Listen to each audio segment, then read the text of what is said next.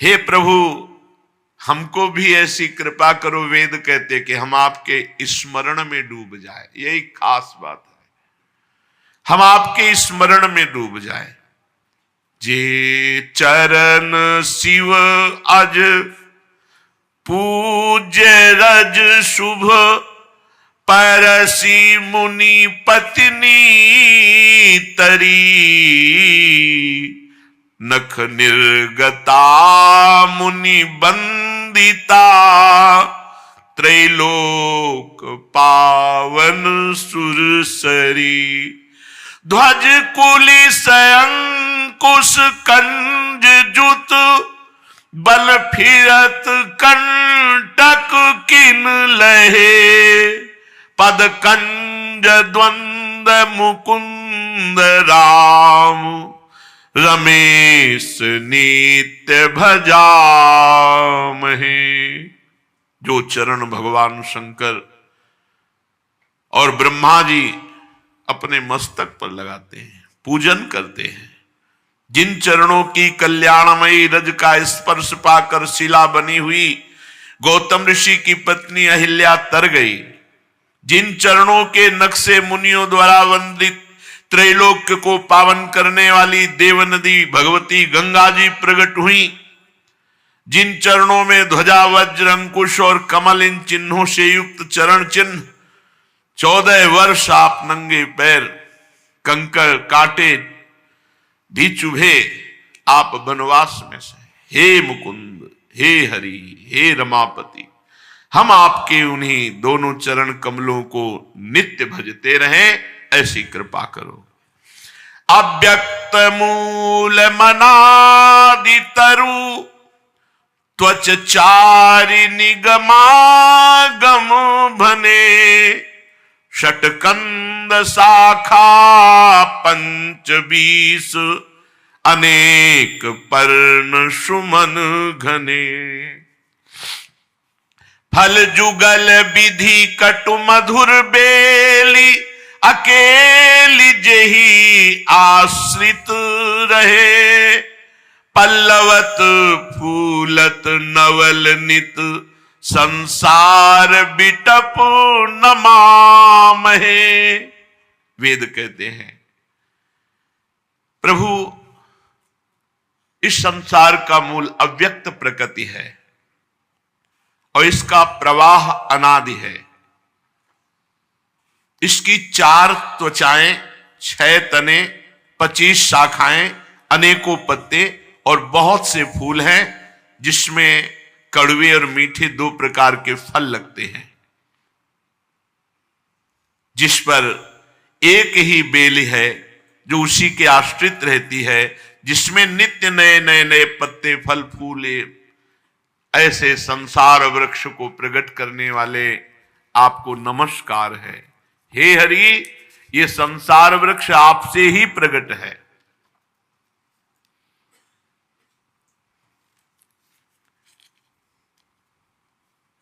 अव्यक्त प्रकृति, इसका प्रवाह अनादि, ये 6 तने, 5 ज्ञानेन्द्री, 1 मन, 4 त्वचाएं, बुद्धि, मन, चित्त, अहंकार, 25 शाखाएं, पंच महाभूत, पंच तन्मात्रा, पंच कर्मेंद्री, पंच ज्ञानेन्द्री और सतोगुण, रजोगुण, तमोगुण, ये 3, 5 को 20 और 3, और जीव और काल ये 25, और फिर इनके अनेकों शाखाएं। इसी से संसार प्रपंच भरा हुआ है, पर इसके मूल आप हो। आपसे ही ये संसार रूपी लता पुष्पवित, पल्लवित, फलान्वित हो रही है। आप अजन्मा हैं, केवल वही अनुभव कर सकता है जो आपके अधीन हो गया, आपके आश्रित हो गया। नहीं, मन और बुद्धि से आप अगोचर हैं। हे नाथ, हम यही वरदान मांगते हैं कि मन वचन और कर्म से केवल आपके चरणों का आश्रय लेकर आपका चिंतन करें। वेद भगवान की बंदी जन की समान स्तुति कर रहे, फिर प्रणाम करके भगवान की कृपा से वो ब्रह्मलोक को गए। इधर देवादिदेव भगवान महादेव जी भी राम दरबार में उपस्थित हुए और भगवान शंकर स्तुति कर रहे, पर वेद जो स्तुति कर रहे थे वो अलग था, वो बंदी जन की भांति गा रहे थे। लेकिन यहां विनय करत गदगद गिरा पूरित पुलक शरीर। परम वैष्णवाचार्य भगवान शिव हैं, आंखों से अश्रुधारा बह रही, रोमांच हो रहा, और भगवान सियाराम के सामने खड़े होकर उनका स्तवन कर रहे जब राज्याभिषेक हुआ श्री रामचंद्र जी का। जय राम रमा रमनम समनम भवताप भयाकुल पाहि जनम अवधेश सुरेश रमेश विभो शरणागत मांगत पाहि प्रभो। हे राम, हे रमा रमण, हे जन्म मरण के संताप को नाश करने वाले, आपकी जय हो। आवागमन के भय से व्याकुल इस सेवक की रक्षा कीजिए। देखो भगवान शिव कह रहे हैं ऐसा, फिर कौन ज्ञानी ऐसा है जो भगवान का आश्रय न ले। बड़ी भूल है जो भगवान से विमुख होकर कोई ज्ञान मार्ग का अनुसरण करते हैं, बड़ी भूल है।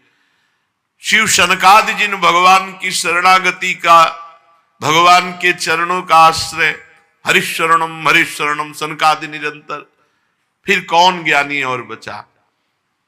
कह रहे प्रभु आवागमन के भय से व्याकुल इस सेवक की रक्षा कीजिए। हे अवधपति, हे रमापति, हे देवपति, हे विभो, शरणागत मैं हूं, बस यही मांगता हूं कि आप हमारी रक्षा कीजिए। क्या रक्षा? हमारा चिंतन कभी आपसे विलग ना होने पावे। हे महान, आपने 10 शीश रावण का विनाश करके पृथ्वी के कष्टों को दूर किया। प्रभु आपके बाण अग्नि के समान प्रचंड हैं, जो विनाश के लिए पर्याप्त हैं दुष्टों के। महिमंडल मंडन चारुतरम धृत सायक चाप निशंग बरम मद मोह महा ममता रजनी तम पुंज दिवाकर तेज अनी। प्रभु आप पृथ्वी मंडल के अत्यंत सुंदर आभूषण हैं। आप श्रेष्ठ बाण धनुष तरकस धारण किए हुए महान मदमोह और ममता रूपी अंधकार की रात्रि का नाश करने के लिए तेजोमय सूर्य है। जो आपका आश्रय ले लेता है उसके अज्ञान मोह का नाश हो जाता है। प्रभु ये कामदेव कोई ऐसा नहीं जिसके हृदय पे बाण न मार दे। भगवान शंकर की समाधि भंग कर सकता है तो औरों की बात क्या। इस कामदेव के कुभोग रूपी बाण से सब परास्त है। अगर कोई बच सकता है तो वो जो आपकी शरण में आ गया, जो भगवान की शरण में आ गया, वही काम बाण से बच सकता है। नहीं तो चाहे जितना तप साधन एक क्षण में नष्ट कर दे, काम बहुत बलवान है। और ये काम इनकी मुस्कान मात्र से, प्रभु हरि की मुस्कान मात्र से मूर्छित हो जाए, निर्बल हो जाए, ऐसे भगवान की जो शरण में वास्तविक हृदय से, वही निष्काम हो सकते हैं। प्रभु इस संसार में रोग वियोग शोक सब मरे रखे हैं इसी में। देख लो हृदय को, जो भगवान से विमुख है उनकी दुर्दशा है। प्रभु मारे गए, बहु रोग वियोग ही लोग है, भवदंग निरादर के फले। जो आपसे विमुख है उनकी ये दुर्दशा है, जलते रहते हैं, रात दिन जलना, ईर्ष्या, द्वेष, क्रोध, काम मरे रखे हैं, सब विकारों के द्वारा मारे गए। ये सब आपके चरणों से विमुख होने का फल है। जो मनुष्य आपके चरणों से प्रेम नहीं करता वो अथाह दुख में पड़ेगा निश्चित। भव सिंधु अगाध परे नरते, पद पंकज प्रेम न जे करते। ये भगवान शंकर कह रहे हैं। अति दीन मलीन दुखी नितही, जिनके पद पंकज प्रीति नहीं। अति दीन, दुखी, मलिन अंतःकरण वाले, जो भगवान से प्रीति नहीं किए, भगवान का नाम जप नहीं किए, भगवान की शरण में नहीं हुए, वो सदैव यहां भी दुख भोगेंगे और परलोक में भी। अवलंब भवंत कथा जिनके, प्रिय संत अनंत सदा तिनके। नहीं राग न लोभ न मान मदा, तिनके समवई भो वा विपदा। जिन्होंने आपकी लीला कथा का नशा बना लिया है, कथा सुनना, कथा भगवान की करना, भगवान की चर्चा भगवान की प्राप्ति के लिए करना, अन्य भाव से तो वो लाभ नहीं मिल पाएगा। चौथी भगत मम गुण करई कपट तजिगान। भगवान की चर्चा सिर्फ भगवान के लिए, भगवान का नाम जप, नाम कीर्तन सिर्फ भगवान के लिए, बड़ी जल्दी जीवन में परिवर्तन आ जाए। अवलंब भवंत कथा जिनके, जिन्होंने भगवान की कथा का ही सहारा ले लिया, और बहुत भाग्यशाली है जो भगवान की कथा करते हैं और सुनते हैं। भूरिदा जना, बस अन्य उद्देश्य नहीं, अन्य उद्देश्य तो फिर फल में अंतर पड़ जाएगा। धुंधकारी भी सुना और बहुत से सब सुने, लेकिन विमान केवल धुंधकारी के लिए ही आया, सबके लिए नहीं आया, क्योंकि मनन में अंतर पड़ गया। श्रवण सबने एक जैसा किया, मनन में अंतर पड़ गया। यदि हम भगवत चर्चा भगवत प्राप्ति के लिए, तो बहुत जोर की बात है कि उसे संत और भगवान की कृपा और प्रेम की प्राप्ति होती है। जो भगवान की चर्चा सुनते रहते हैं उनको संतों से आसक्ति हो जाती है, वो जी नहीं सकते संत समागम के बिना, नशा है उनके। जिस दिन कथा सुनने को ना मिले उस दिन ऐसा लगेगा कि ये दुर्दिन, इतना भाग्य हमारा कैसे खराब हो गया, आज भगवान की चर्चा सुनने को नहीं मिली। भगवान शिव कह रहे हैं कि जिन्होंने आपकी कथा का आश्रय ले लिया, उनको संत और भगवान की कृपा का अनुभव होने लगता है। उन्हें भगवत प्रेम, भगवत कथा से उनमें न राग रह जाता है, न लोभ रह जाता है, न मान रह जाता है, न मद रह जाता है। विपत्ति और संपत्ति उनके लिए समान हो जाती है। इसी से बड़े बड़े मुनिजन सब साधनों का त्याग करके भगवान के आश्रित होकर भगवान की लीला कथा सुनना, नाम जप करना, नाम कीर्तन करना, इसी से पूर्णता हो जाती है। करि प्रेम निरंतर नेम लिए, पद पंकज सेवत शुद्ध ही सममानी। निरादर आदर ही सब संत सुखी विचरंती मही। प्रेम पूर्वक जिसने नियम ले लिया है, क्या? भगवान के चरणों का आश्रय, नियम पूर्वक भगवान की कथा सुनना, नियम पूर्वक नाम कीर्तन करना, भगवान की सेवा करना, उनके हृदय में ऐसी महान स्थिति हो जाती है कि मान और अपमान, निंदा और स्तुति दोनों सब समान हो जाते हैं।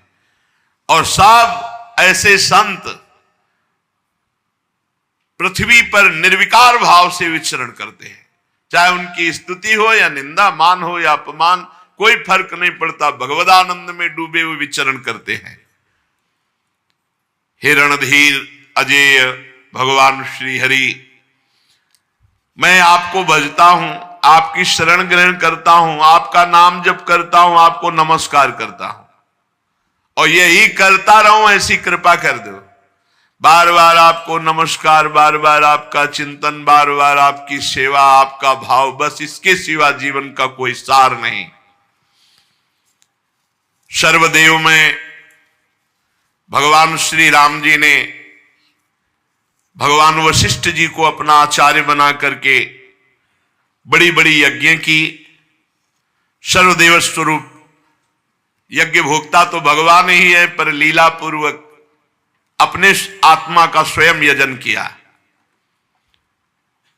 भगवान ने यह निश्चय किया कि ब्रह्म ऋषि ही इस भूमंडल के सब सुख के अधिकारी हैं, इसलिए संपूर्ण पृथ्वी को जीत करके ब्रह्म ऋषियों को दान दे दिया, और ब्रह्म ऋषियों ने प्रभु को समर्पित कर दिया कि आप ही इसकी सेवा कर सकते हैं।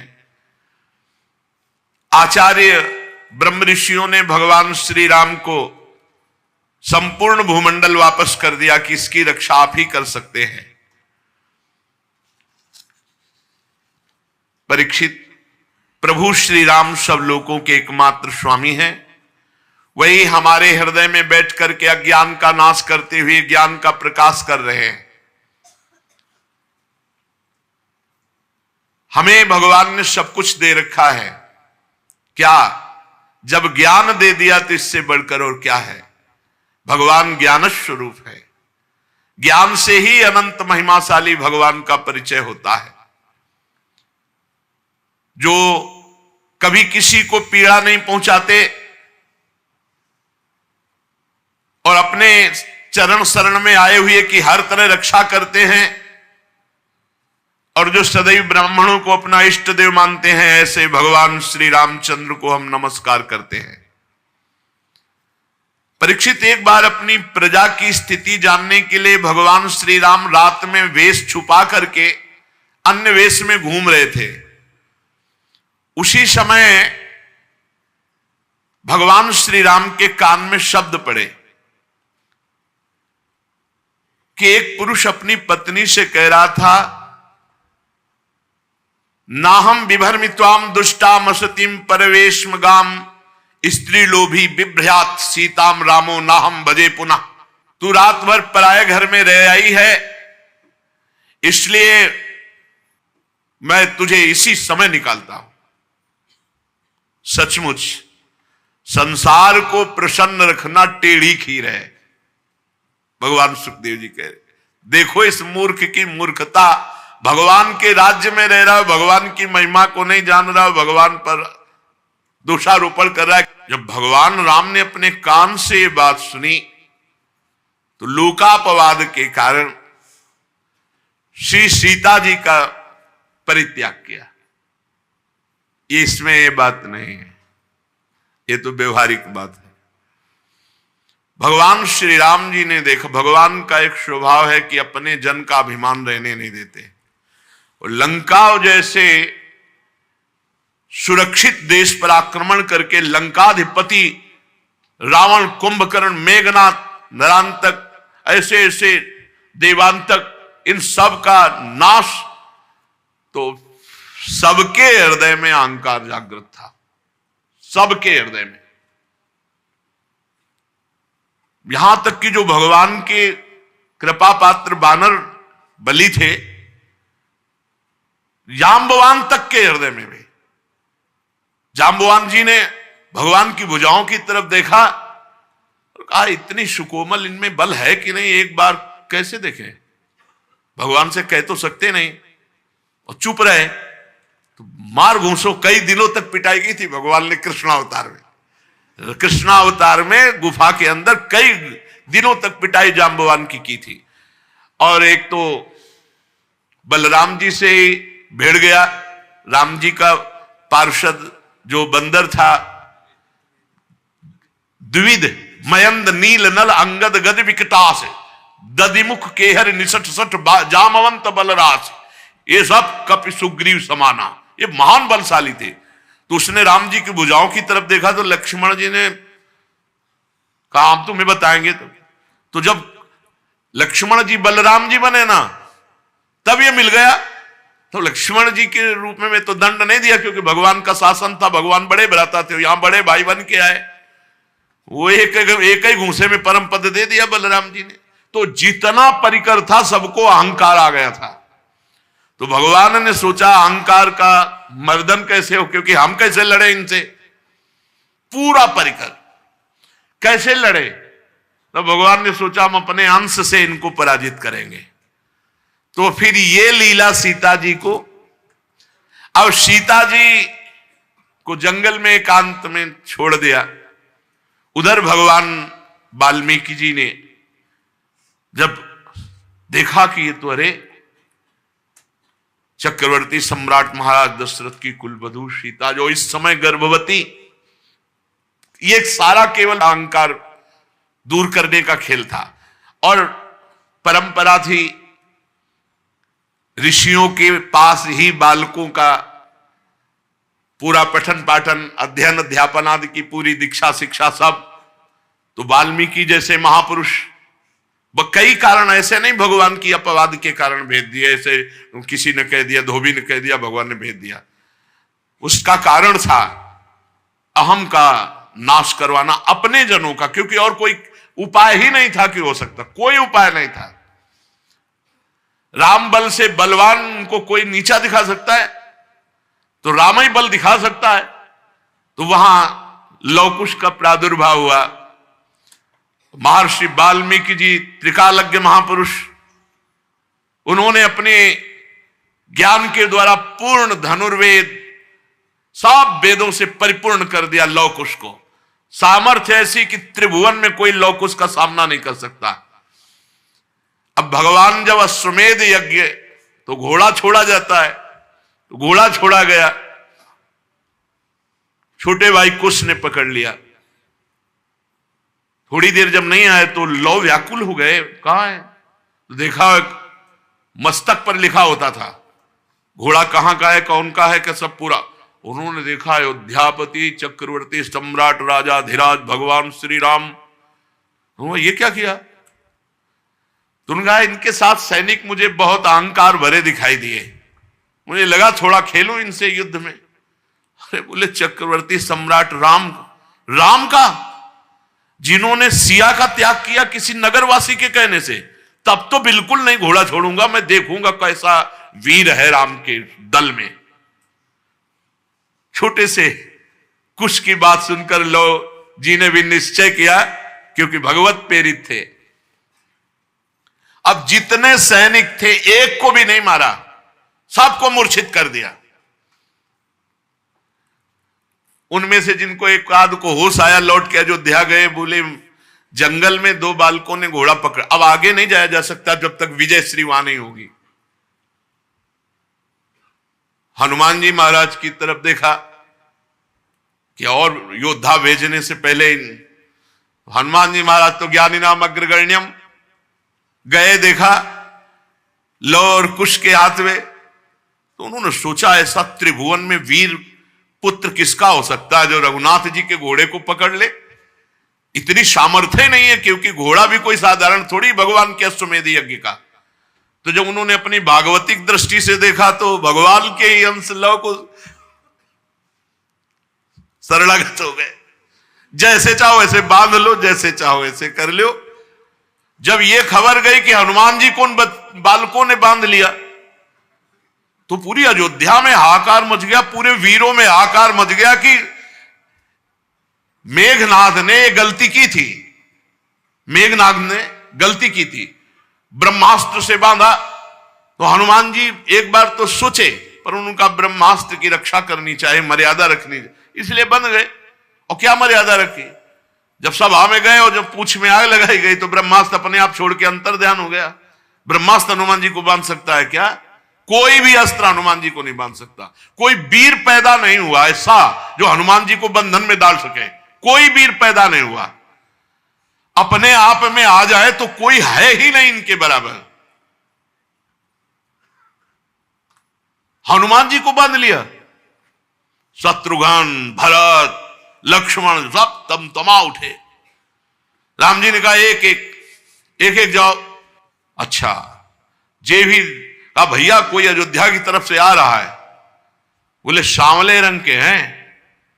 बोले राम जी तो नहीं, श्री राम भी तो नहीं, बिल्कुल सावधान, युद्ध के लिए एकदम। बोले राम जी जैसे लग रहे हैं लेकिन राम जी तो नहीं, क्योंकि उनकी गंभीरता अलग दिखाई देती। परिचय, जब इनका परिचय पूछते तब वो कहते वन देवी का पुत्र लवकुश हूं। सीता जी नाम उच्चारण नहीं करते थे। वन देवी का पुत्र हूं, लवकुश नाम है। आपका क्या परिचय है? तो अयोध्या नरेश महाराज राजा धीराज श्री राम के अनुज। तो फिर बातें क्या बनाते हो? सामर्थ्य है तो युद्ध। तो वहां के सब लोग हारे थे कि एक तो इतने गुलाबी गाल, छोटे छोटे अधर, ऐसी बातें कि सब उसी में लुट जाते, और दूसरी बात इतना कड़ुआ बोलते थे कि सबको लगता कि इन बालकों में इतना बल कैसे आ गया।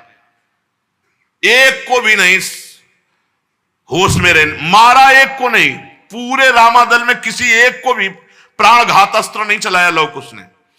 और जब शत्रुघ्न जी, भरत जी, लक्ष्मण जी ये दिव्यास्त्र संधान करते तो महर्षि वाल्मीकि जी की मंत्र कवच रक्षा, सब अस्त्र शांत हो जाते। तो सबके होश खराब थे कि कोई अस्त्र काम नहीं कर रहा और इनके हर अस्त्र हमारे ऊपर काम कर रहे हैं, सबको मूर्छित। अंततो गत्वा भगवान पूरे सब रामादल के परिकर को परास्त करा के जब आप आए, तब जो स्वरूप लवकुश की विद्वता का, ज्ञान का प्रकाशित हुआ कि एक बार भगवान को भी चुप कर दिया। गर्भावस्था में वन देवी का त्याग, एक बाहरी व्यक्ति के कह देने से क्या आप अपनी प्रिया के हृदय की बात नहीं जानते? एक बाहरी ने कह दिया और आप त्याग कर दिए, आप युद्ध कीजिए हमसे। भगवान ने कहा कि बच्चों ने, रघुकुल में अगर कोई ललकार दे तो कदम पीछे नहीं हो, और तुम हमारी ही संतान हो, हमारे ही अंश हो। तो भगवान ने, गुप्त बात यह थी कि समस्त रामादल के अहंकार का, राम पक्ष के जितने थे उनको और कोई परास्त नहीं कर सकता था, भगवद अंश ही परास्त कर सकता था। इसलिए भगवान ने, और दूसरी बात, जो अयोध्या पर अधिकार करने की क्षमता है वो बाल्यावस्था से ऋषि मुनियों के द्वारा पालित पोषित और उनके द्वारा दीक्षा शिक्षा दी गई।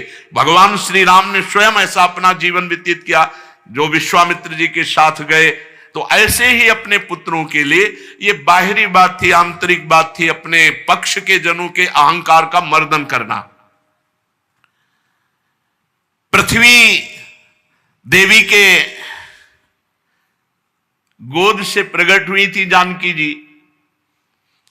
अब राम जी बहुत विकल हुए और उनसे कहा, पुत्रों कहां है तुम्हारी मां वन देवी?